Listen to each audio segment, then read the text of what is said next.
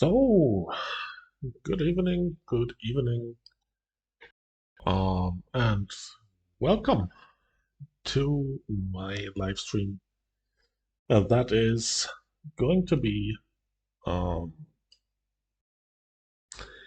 one to remember because I will be the most lucky player on ROM EU.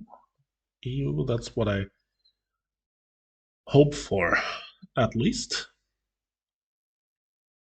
as I'm going to open up a few Feast Gacha uh, roles because I didn't do so yet. With that being said, let's just jump in and look at the latest clothes in game and their respective stats. So, as you can see, there has been an upgrade to the Kittycoin multiple draw rewards here. One draw granting 30 red tickets as before. Then with 5 we are getting the auspicious garment costume of our gender, which is the green and black one in that particular case, without any stats or deposits. And then we're going on to get 2 boxes after 10 rolls, where you can get Holy Glow Crystal, Advanced Phantom Magic Power Ore, these things, Memory Crystal Core, Ancient Relics Divine Crystal, or a Rainbow Crystal Chip. So 2 boxes of these after 10 rolls for BCC. And then we got 5 of the same boxes for 20 rolls with BCC. We got the headwear voucher after 30 rolls. And finally, after 50 BCC rolls, you get the auspicious snake costume choice voucher.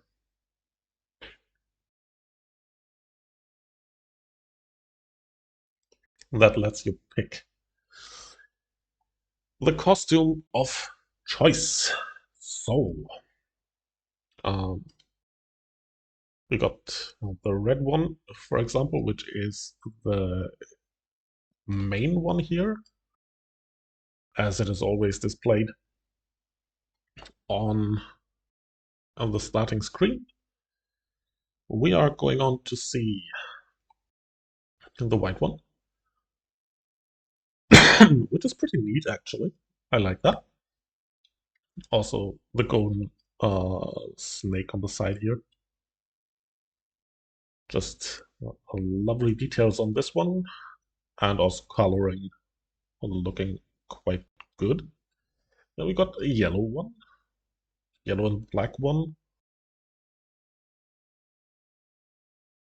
which is okayish, I'd say.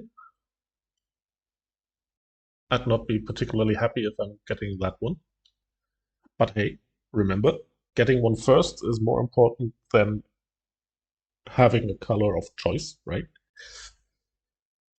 And we got the turquoise and white one,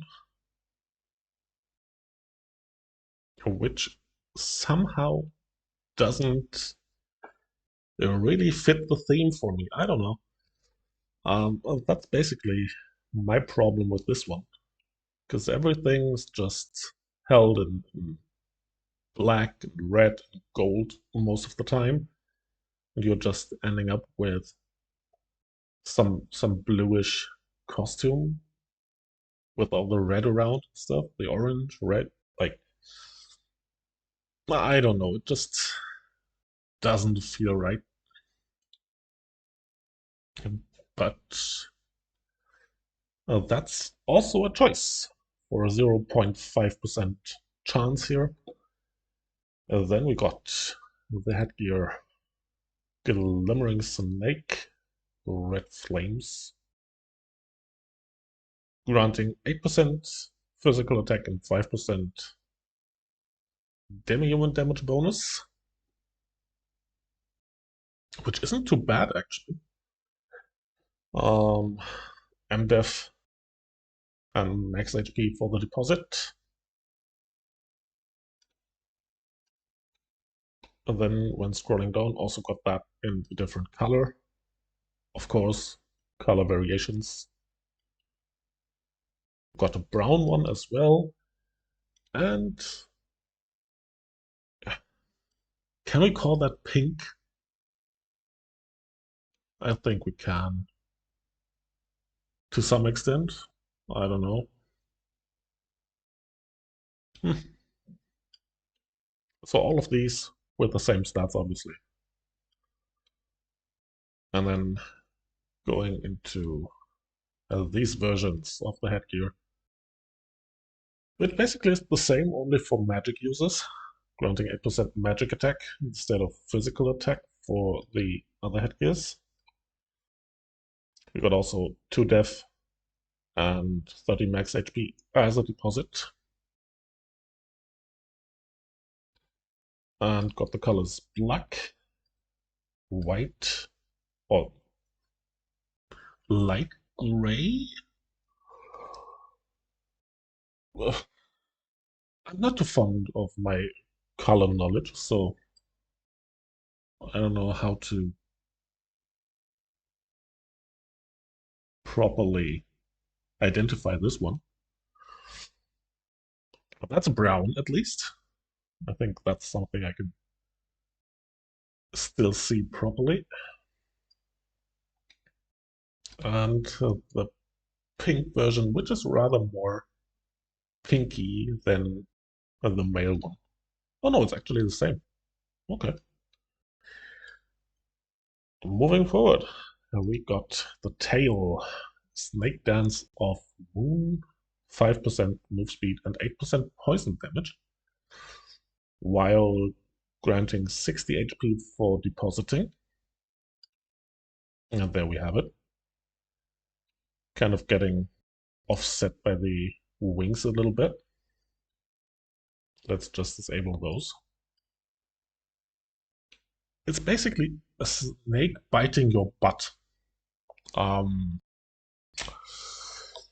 Yeah, we can talk about that.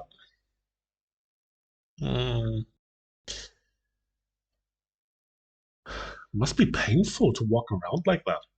I don't know. I wouldn't enjoy that. But okay, so we got a snake clipped to your butt, but at least it grants you poison damage. So moving on, we got the snake vision face item, 5% max HP, and fire damage taken minus 10%. I think most importantly, you gain 6 attack when depositing this. And there we have it.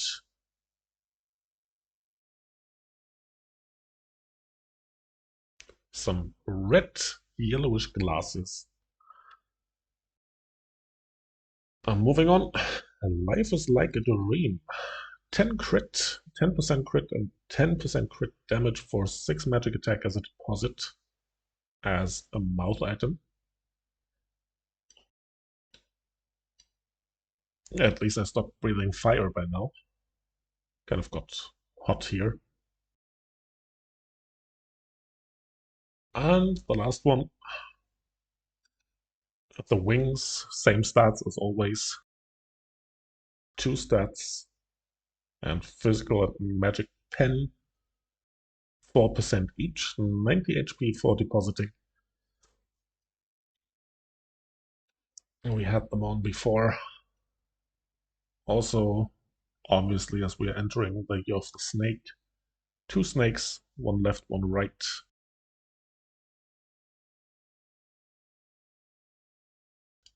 Pretty much complementing the third one that's biting your butt. Even hiding it. I wonder if that's on purpose, that they are hiding the third one. But I guess we'll never know. I guess we will never know. So, oh yeah, we didn't talk about the costumes yet. 12 attack, 12 magic attack, deposit. Unlock the usual 1%. And with that being said, let's head over to the main scene of the evening. And the 1,266 red tickets that I actually got. So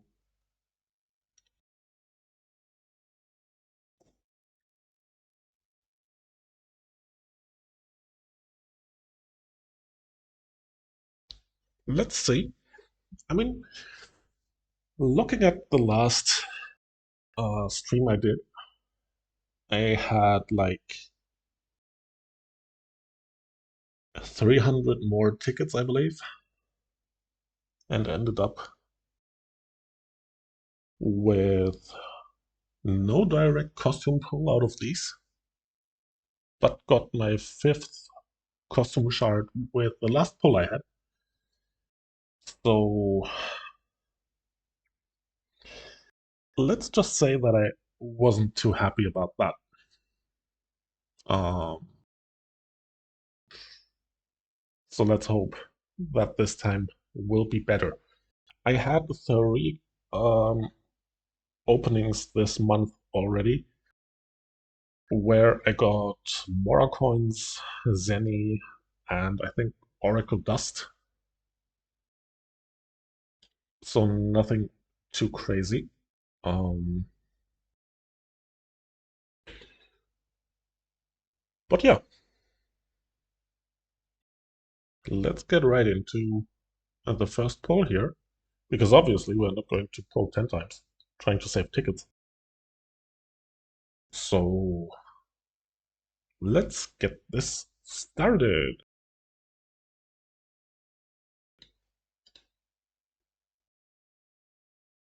And the first poll, obviously a special one, a special snake costume shard number one. I'll take that.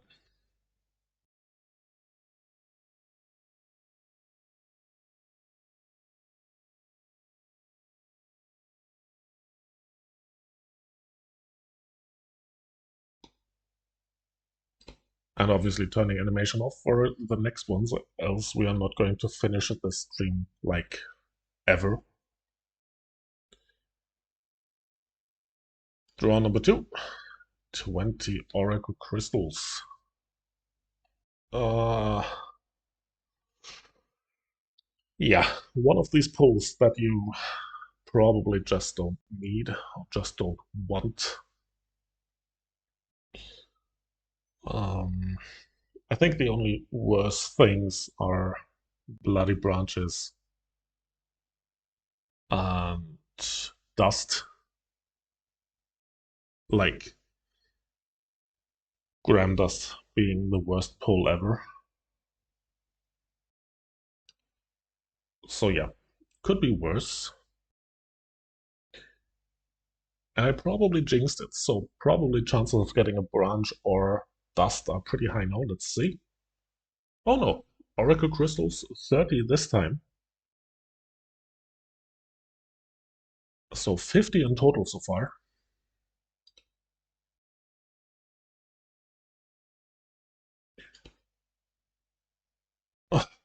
Of course. And Oracle Dust. So looking at that, it's gonna be uh,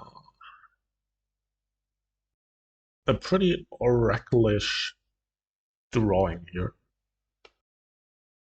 Huh.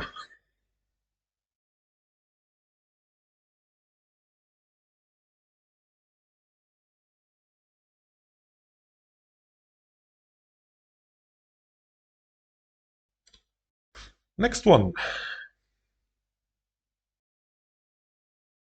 Yeah, of course, that had to happen.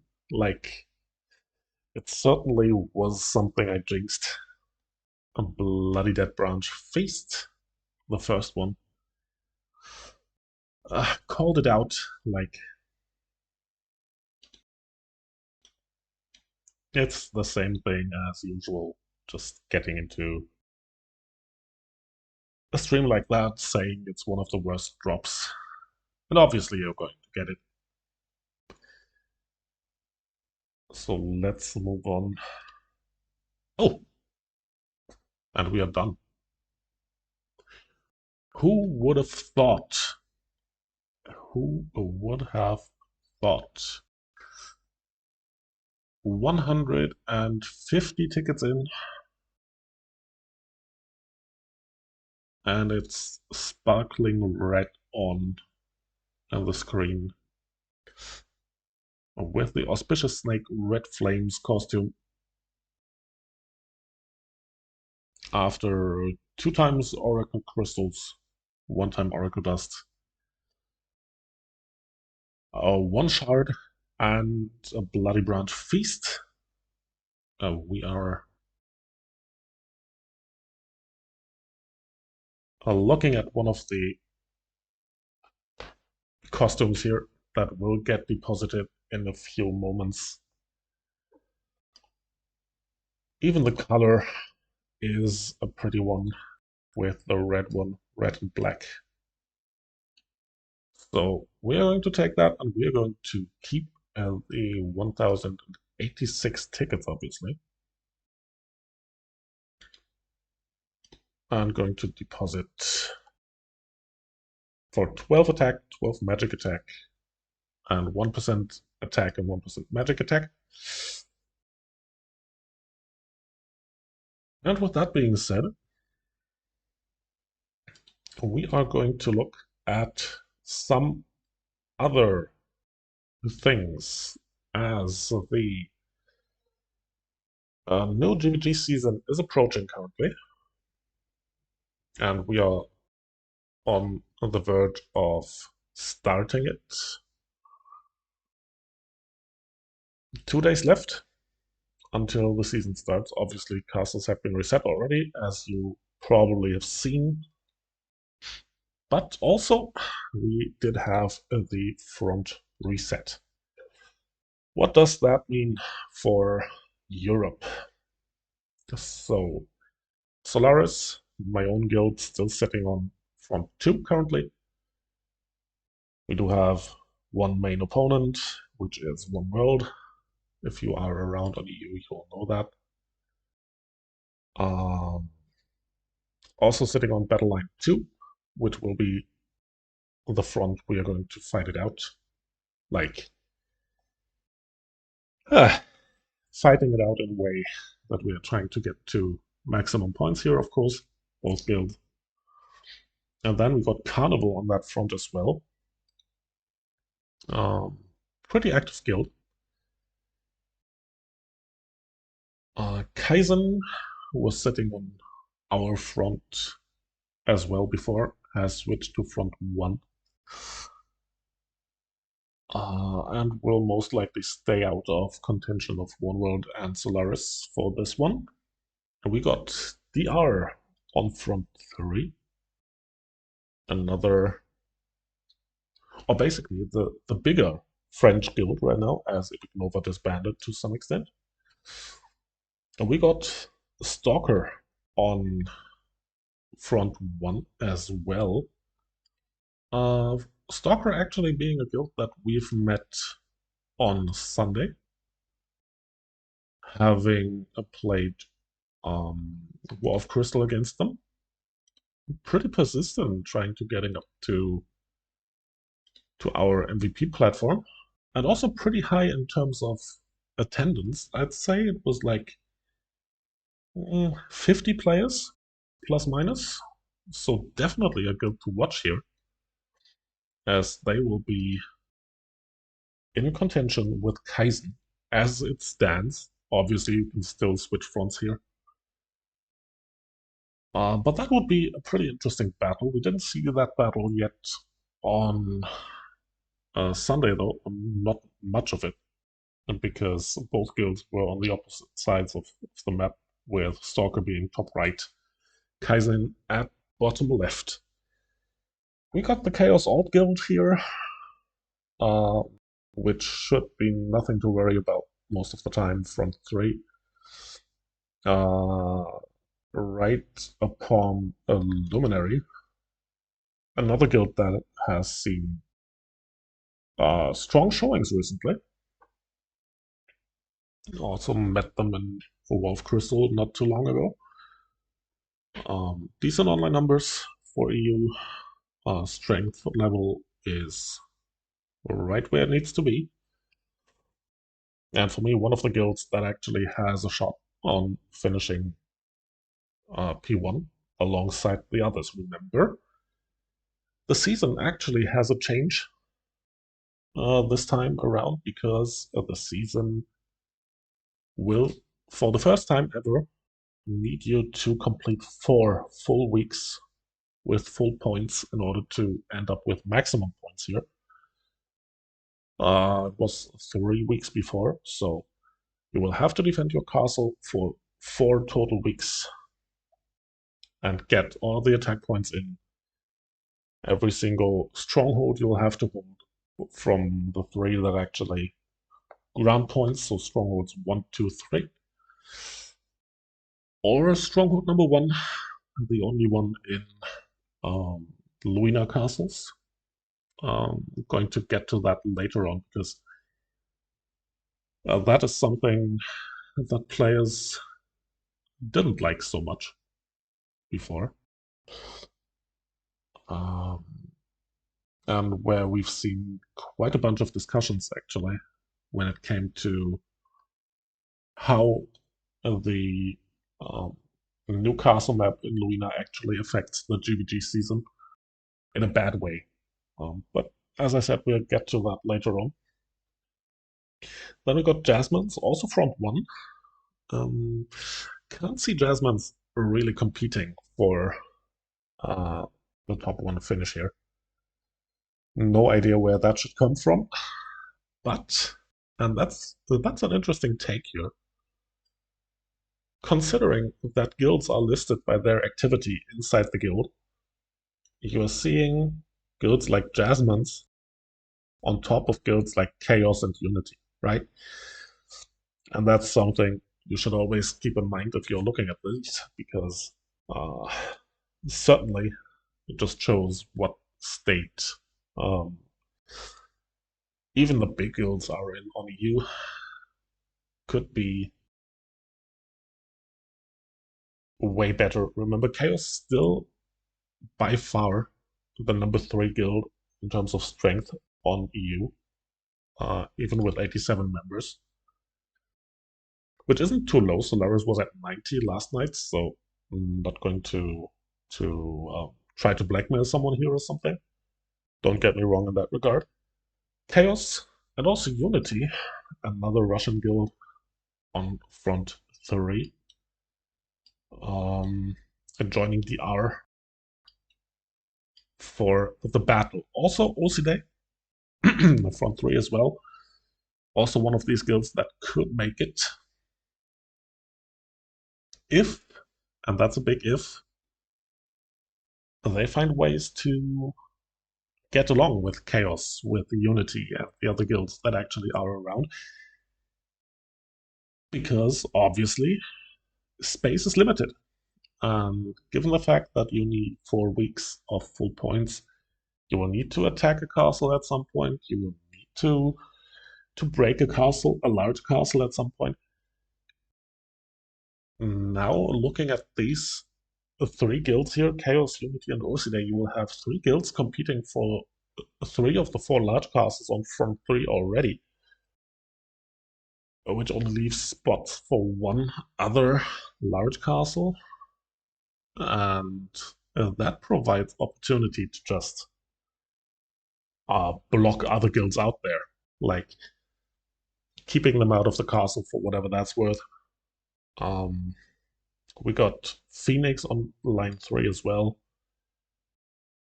Actually had a pretty interesting number of members online recently as well, like 15 to 20 if I'm not mistaken.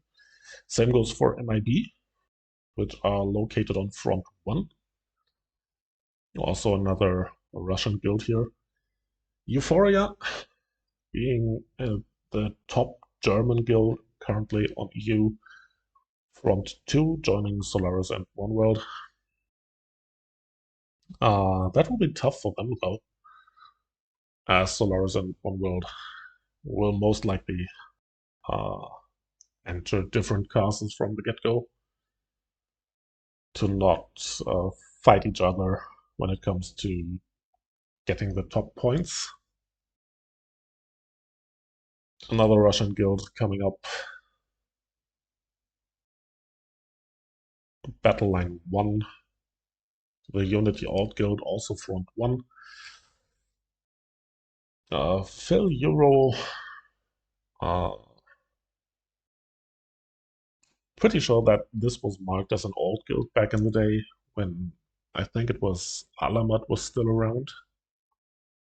I think that guild was used to annoy other guilds, so I'm not taking them too seriously currently. That one as well. Still having some active players, but not too many to actually compete for top honors, especially not on Battle Line 2 here.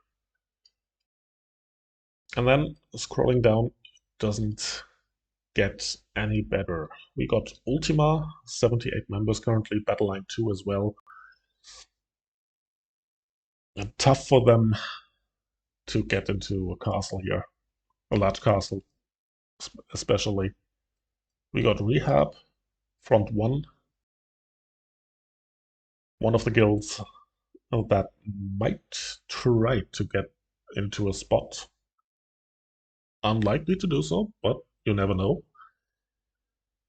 And then the former Giant final, also Battle Line 1, joining the likes of Kaizen and Stalker. Who else was on front 1? Let's scroll up a little bit.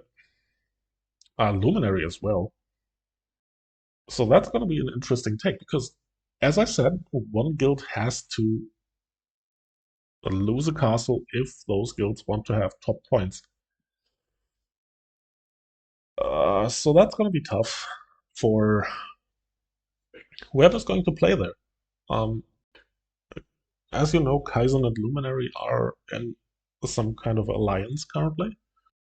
Same goes for Euphoria, which are still sitting on front 2.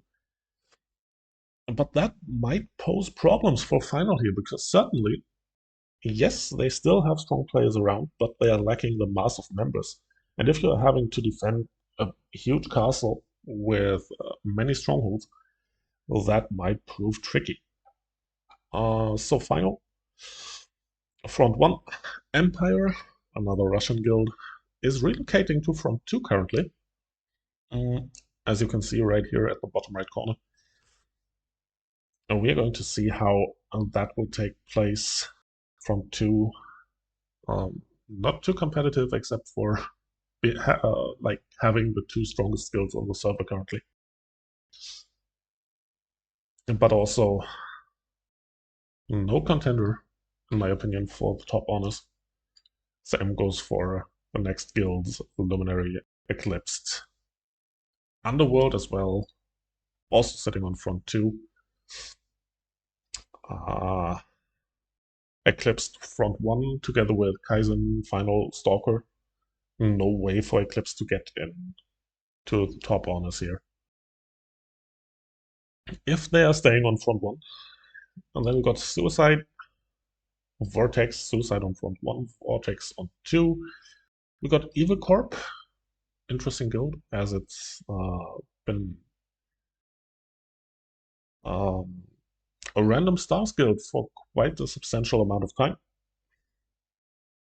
Then we got FS, we got, as you can see, this is an alt guild, right? We got Dark Forest, and now we are entering basically the amount of guilds that don't have a shot at GVG honors at all. Alts, Piroski merged into Solaris back in the day. We got Meow, where the whole leadership quitted recently. We got Eternity, another German guild. Got Supreme Ukraine, Koro, Murmur, Old Foxes. So as you can see, if you're familiar with the guild landscape on EU, there's no one left to actually be considered as a strong contender for the main spots. Even Solaris Alt Guild can be found here in that list. So with that being said, let's just go through the new things for this season. You got season goals. That beautiful button over here, season goal, which shows you the Guild War objective. Guild War objective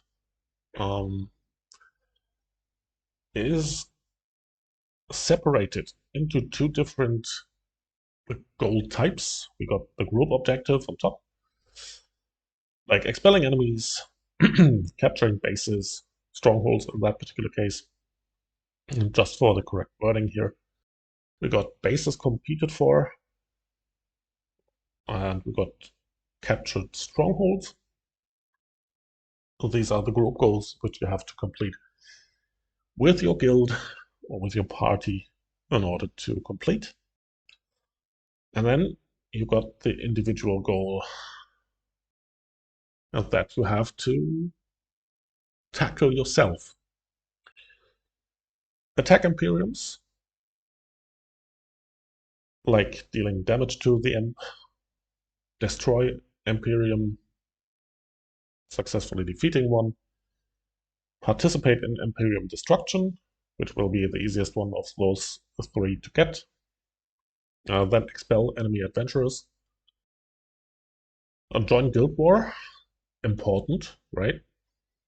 You can't win things if you are not participating.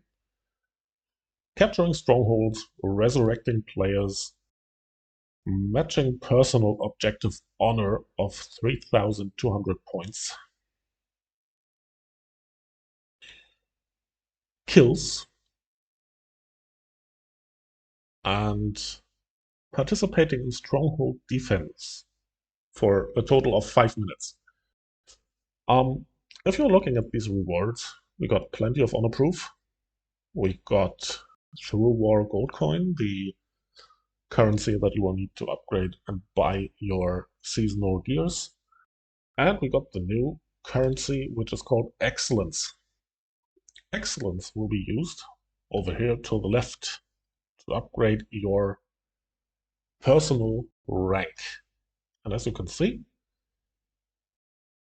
starting here, for every 160 excellence that you will gain, you'll get some rewards like Oridecon, like Valkyrie's Gift, to grant you some contribution. You will also get more honor proof, more Oridecons, more praying card packs, and you will upgrade to silver as you are starting with bronze, on ranked bronze basically, while starting to get into the higher ranks here. So your excellence basically levels you up during the Guild War itself. So you're entering the silver tier at 800 excellence collected. You will then move on to get some more Oridecons, more contribution, honor proof, praying pack, or rainbow crystal chip. Some more Oridecons, some more contribution, some more honor proof, on approve, and another crystal chip. However, it will take you 1,600 excellence to get there from getting into silver territory. Then, in gold, you will just continue to climb the ranks here. Erdecon's contribution on approve. Every 160 excellence, you're going to get these. And then, I think it's called the diamond state here.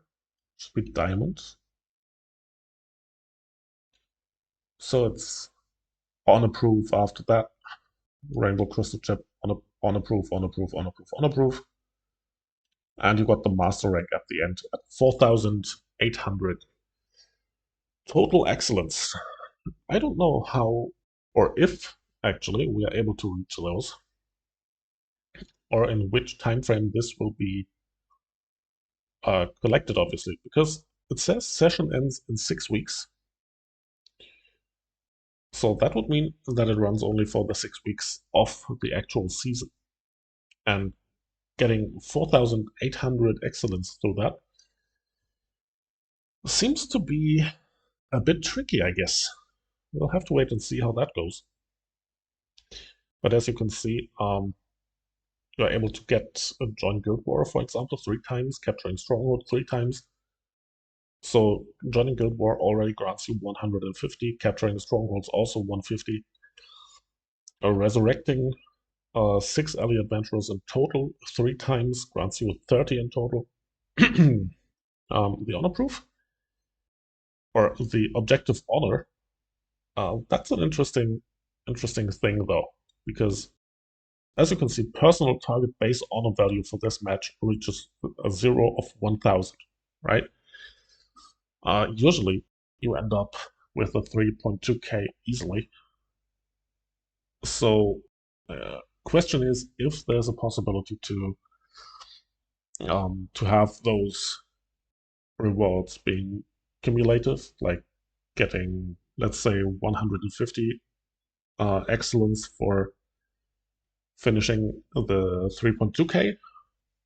That's something that is a possibility here. Also, total kills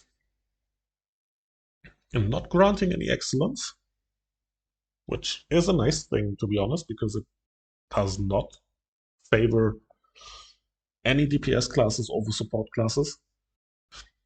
And we got the participation in Stronghold defense also 3 times for 5 minutes, also 30 excellence. But that does not add up to 4.8k at all. So we'll have to wait and see how that goes.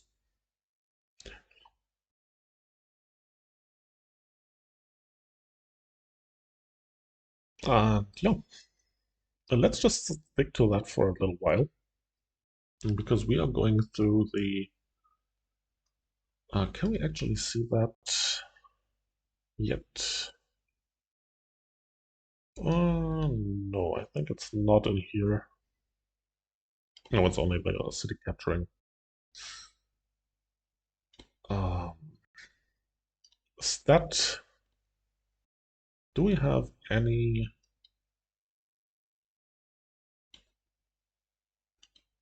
No. We can send... Achso, see, talking German for a small second here. Oh, that's actually for the guild versus guild fights that you can start. You can ask a guild to fight you outside of GVG. So, as you can see, no guilds in here in War of Crystal rankings yet. Everyone's starting from Team Star. However, the team you've been in last week, last Sunday, that you ended up in after last Sunday, will determine the teams or the guilds you are actually playing against. If, for example, One World ended up in Team Sun, they will still have their respective Sun matchup. If Solaris stayed in Sun, which we didn't, we would have faced One World on a Sunday this week. What I wanted to see actually is if there's any kind of point overview. There we go. Let's just go through that because, as I said, we didn't have too many changes here, um, except for the amount of times you will have to own a castle and own full points. So we are looking at the Guild War season rules for season 7 of War of Imperium season. So, as we've seen before, everything has been reset. Every guild will be randomly assigned to battle lines. You can still switch battle lines, and cities are reset as neutral. War season lasts for 6 weeks, during which guilds are ranked by the sum of the 4 highest scores they achieve, not the highest 3 scores, as I just said. And we'll have casual matches between seasons, obviously. So, point rules. Nothing changed in there compared to last season. That means we got 1 point for defending a city. That means keeping the city imperium of the city owned at the start of GVG from being destroyed during a GVG match will grant you 1 point. Maximum points you can get from that is 1. However, that is not able to be achieved in week 1 as you don't own a castle at that particular point in time. Then we got the defend base points. Prevent bases of the city owned at the start of GVG from being captured by the attacking party. Capped at 3 points. And I think the actual translation for this is a bit tricky here because it says in base mode, base numbers 1, 2, and 3 grant 1 point each, and in classic mode, base grants 3 points. So let me translate that properly for you.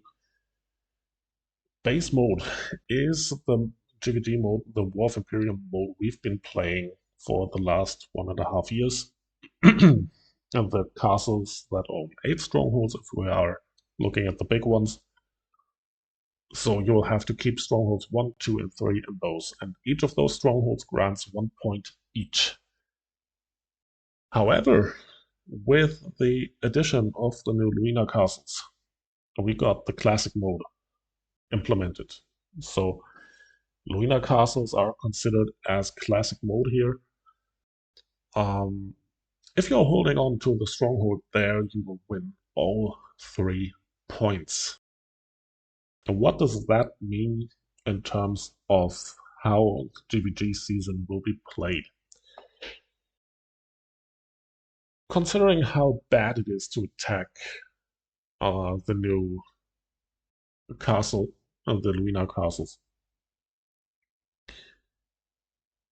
I think it's pretty easy to actually defend the one stronghold in there. Because if you ever ran into a mass of elves that can just spam their longsword right into your stack, you're not able to move anywhere. And this is pretty much possible in the new castles. If you are looking at the area between the former floor 1 and floor 2 that now has a long corridor, if you're putting elves in there, they can just fire away straight away through the whole corridor and just pin players to the ground without any kind of possibility to get away from that. And there's just so many defensive opportunities that it's super tough to get through that.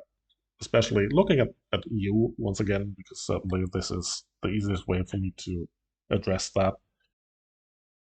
You are running into One World. One World has been playing with 11 elves recently, 11 or 12.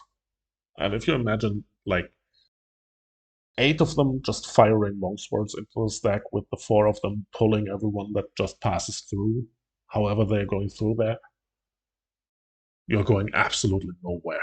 In that particular case, against 80 plus players online, there's just no way to get that done for any attacker.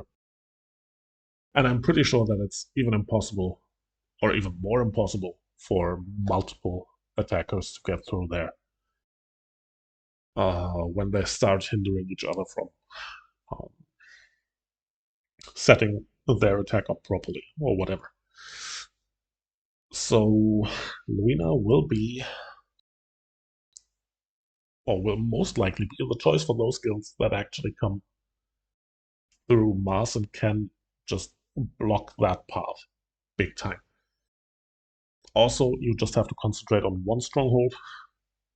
If you're getting attacked by multiple guilds in the old castles, let's call them the old ones, it's super hard to defend 3 points, obviously, instead of just focusing on one. So the Luina Castle will have a huge advantage here compared to the other three cities. So attack city. Any guild gets 4 points for destroying the city imperium of a large city. Guilds owning a small city or no city can get 2 points for destroying the city imperium of a medium city. Cap is 4 points. So again, breaking a large castle, 4 points, no matter if it's Luina or any other castle, has to be a larger one for 4 points. Perfect Death, also granting points here to any of your cities, by the way. It does not have to be your starting one, right? So if you're not getting Perfect Death in your start city, you might just go into a small castle, which has absolutely zero interest. Let that run into Perfect Death by defending it with a few people and get the 2 points from there, instead of getting them from your large castle. Capture City. A guild gets 8, 5, or 3 points for owning a large, medium, or small city upon city settlement. 8 points max. Obviously, pretty clear. Owning a large castle grants 8 points, medium castle 5, small castle 3 points. So there's that. And then we got, as a last way to gain points, the consecutive captures. A guild gets 2 points from owning a city, both at the start of GVG and upon city settlement. Cap 2 points. Also pretty clear.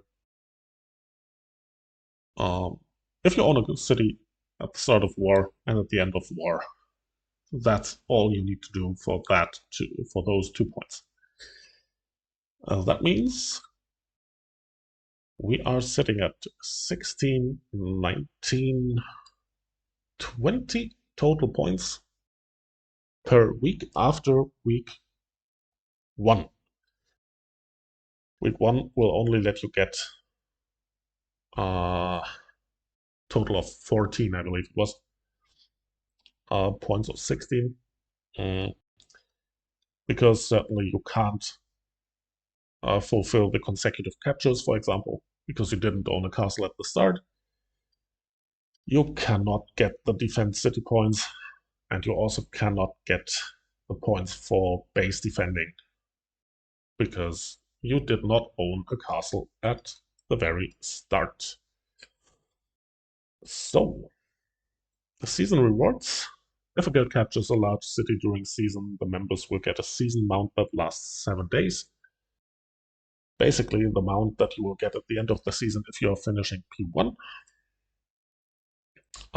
When a season ends, members of the top X+1 guilds by points get a permanent season mount. That means, as X stands for the number of battle lines, for EU it would be 4 guilds in total. If, big if, we've seen that in the past, there's only 1 guild actually achieving maximum points. All right. If, for example, 8 guilds finish with maximum points which is 80 after the season. All of those guilds will get the permanent season mount. I will showcase that in a second. Um, Members of a season's top guild by points get the season's champion trophy. Also, same for that. If there's multiple guilds with the same amount of points at the top, all of them will get the champion trophy. To get season rewards, you must be in a guild for more than 1 week by the end of the season's last Guild War match. So basically, you will have to join a guild at or before the second last War of Imperium of the season. So week 5, right before week 5 War of Imperium, is the last possibility for you to join a guild to actually be considered for rewards for the season. So what I just said regarding the multiple guilds reaching P1, we got 4 on EU in Season 2, for example. Season 3 was different than already, as we had 1, 2, 3, 4, 5, 6, 7, 8 guilds for Season 3. Same for Season 4, 1, 2, 3, 4, 5, 6, 7. Season 5, 1, 2, 3, 4, 5, 6, 7, 8. Season 6, 1, 2, 3, 4, 5, 6, 7, 8, 9. So 9 guilds last season, actually finishing P1, even though EU only has 3 fronts currently. So, with that being said, the amount of guilds that are actually able to compete here are fully limited. So, as you can see, and as I told you before, there's 3 fronts on EU. Considering that one large castle has to stay open all the time per front, the maximum amount of guilds you can get into maximum points here is 9 for this season, and this is not going to happen, right? So you will have to be amongst, let's say, the top 7. I'd say you'd have to be amongst the top 7 to have a shot at maximum points here. I don't think that Chaos is just sitting things out on their front wherever they're going. As I said before, One World and Solaris will go for a large castle each to not interfere with each other. So they will block front 2 in terms of large castles. You don't want to stay around those. Front 1 is super competitive as it stands right now with Kaizen, Luminary, Stalker, Final, where one of these guilds definitely will end up without a large castle. Front 3 currently as well, Chaos, Unity, Ursidae. Also pretty strong one. So let's see which guild it will be that ends up without a trophy here. The amount of guilds that are good enough is also not that high. So, to get back to whatever we are or whatever we started with. We started with the latest clothes for those that are just joining now. Took me 5 rolls to actually get the auspicious snake costume. This one, lucky draw in that regard. No need for any kind of BCC or more tickets, so I'm more than happy with that.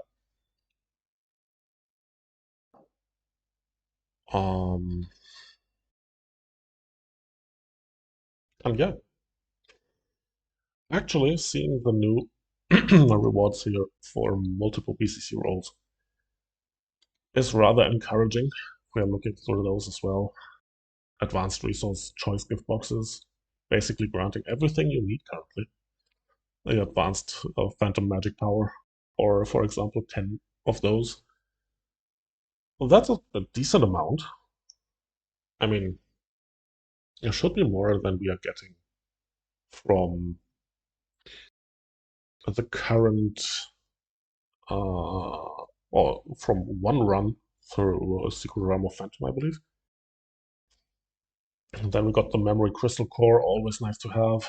100 to reroll the last lines of your Memory Crystals. Ancient Relic Divine Crystals also always required big time to get relics, relic shards, whatsoever. And also Rainbow Crystal Chip, which are sought after recently. So they are pretty interesting as well. So those advanced resource choice gift boxes, certainly worth it, no matter what you're getting from it. At least if you need all of those things, just saying. If you obviously just cash for your memory stuff, you won't need those things, for example. But yeah, still enough people that are more than happy to get those. So let's hope that you'll feel the same when actually using them,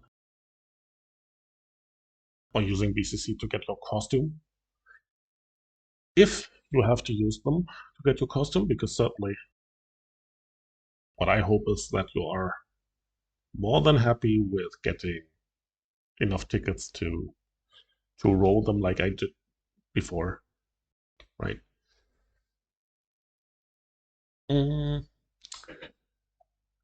which certainly is not a given what we've seen last month, where I rolled and rolled and rolled and rolled and rolled and rolled and rolled, and ended up with 5 tickets after 1,500, or 5 costume shards after 1,500 tickets.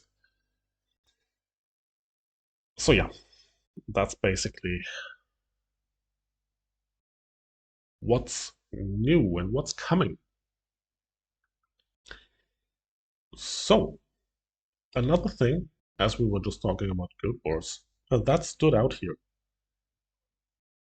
Just to let you know about that, if you did not know, the final guild battle can now be accessed through the guild menu. You don't have to re-enter the guild hall to actually warp in. You can just go to the guild menu, click Final Guild Battle, check, and then you'll be able to warp into War of Crystal every Sunday if your guild actually qualified for it. So with that being said, well, that's it from my side for tonight. Thank you all for joining the stream. Thank you all for making this a fun evening. And I hope you learned something for the upcoming GVG season, which starts in 2 days. Best of luck for you and your guildmates. Hope you are having some nice battles and maximum points at the end. And we'll see each other for the next installment of Explore Run with me, which will be a Constellation Tower run next Tuesday at 8 p.m. GMT+1. So thank you for joining, and see you around then.